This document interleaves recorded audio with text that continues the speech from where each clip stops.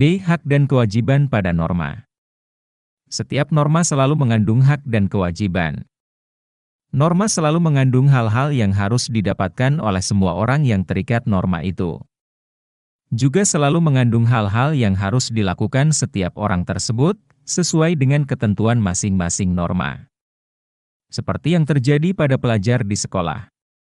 Aturan atau norma sekolah mengharuskan setiap siswa tiba di sekolah sebelum pukul 7. Setiap siswa juga harus mengikuti pembelajaran di sekolah sampai selesai siang harinya.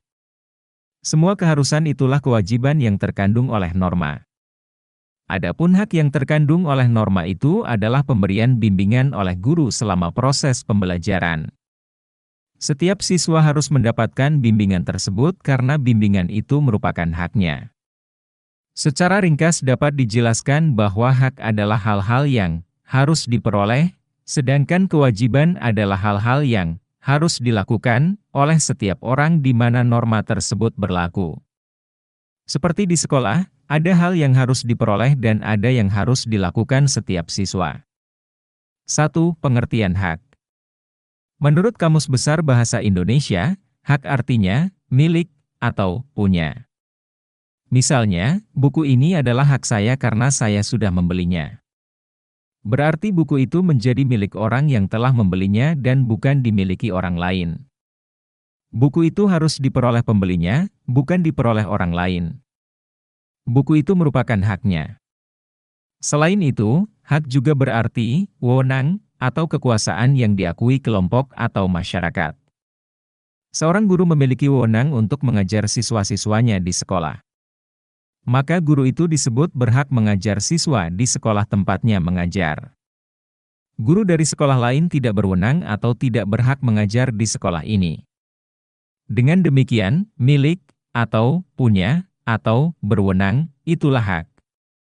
Hak tersebut harus diperoleh semua orang yang diatur oleh norma yang ada. Seperti norma di sekolah, semua siswa berhak mendapat kasih sayang dan penghargaan dari sesama siswa. Maka setiap siswa harus mengasihi dan menghargai semua temannya tanpa kecuali. Itulah contoh manfaat dari sebuah norma. Setiap orang berhak mendapat manfaat dari norma atau aturan yang dibuat karena manfaat norma merupakan haknya.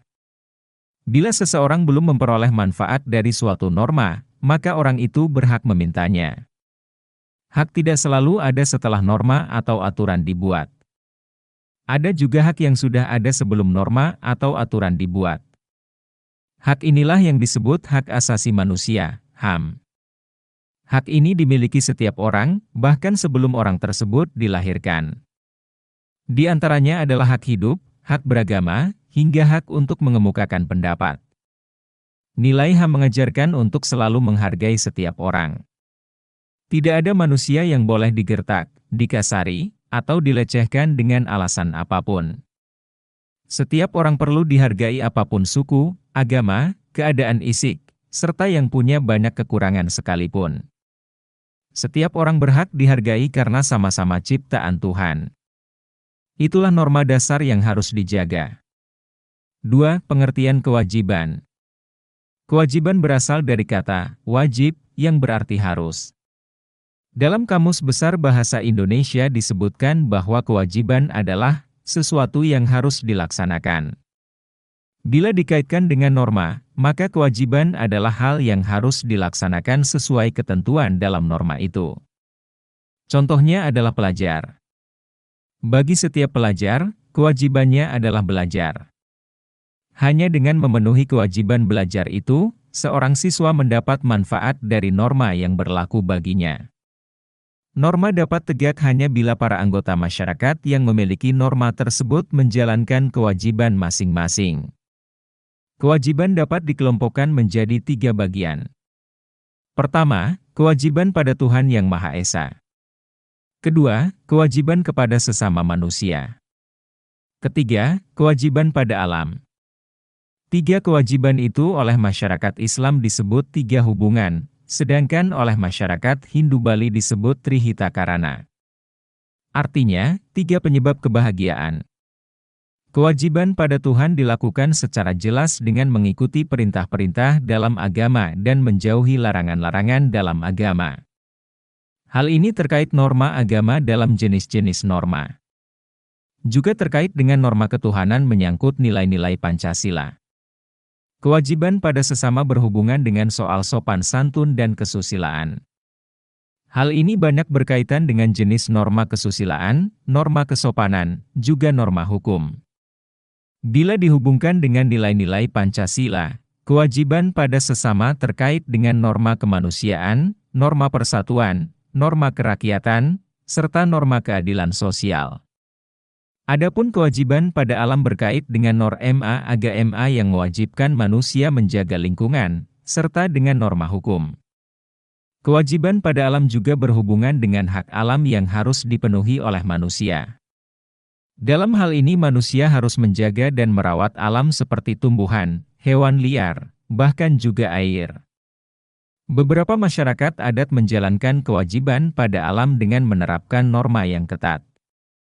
Seperti dengan melarang penebangan pohon, perburuan hewan, dan keharusan menjaga sumber air. Negara melakukan hal serupa melalui Undang-Undang Perlindungan Alam seperti Undang-Undang Nomor 32 Tahun 2009 tentang Perlindungan dan Pengelolaan Lingkungan Hidup. 3. Penerapan hak dan kewajiban. Dalam mewujudkan tegaknya hak dan kewajiban dalam kehidupan sehari-hari, setiap orang perlu mematuhi seluruh norma yang berlaku. Baik norma agama, norma kesusilaan, norma kesopanan, maupun juga norma hukum. Dengan mematuhi norma-norma itu, pemenuhan hak dan kewajiban akan lebih mudah dilakukan. Pemenuhan hak dan kewajiban tersebut saling terkait dan tidak dapat dipisahkan. Untuk melaksanakan pemenuhan hak dan kewajiban secara baik, setiap orang perlu lebih dahulu memperhatikan hak orang lain. Selanjutnya adalah memenuhi hak orang tersebut sebaik-baiknya sesuai dengan tanggung jawab atau kewajiban diri sendiri atas orang lain itu. Dengan memenuhi hak orang lain sebaik-baiknya, maka kewajiban diri sendiri otomatis sudah tertunaikan. Setelah itu, kita dapat meminta hak diri sendiri agar dipenuhi oleh orang yang memiliki kewajiban terkait hak tersebut. Bila antar siswa saling meminjam buku, maka kembalikan lebih dulu buku yang kalian pinjam baru meminta buku yang dipinjam oleh kawan. Dengan cara itu, suasana sehari-hari akan tertib dan damai.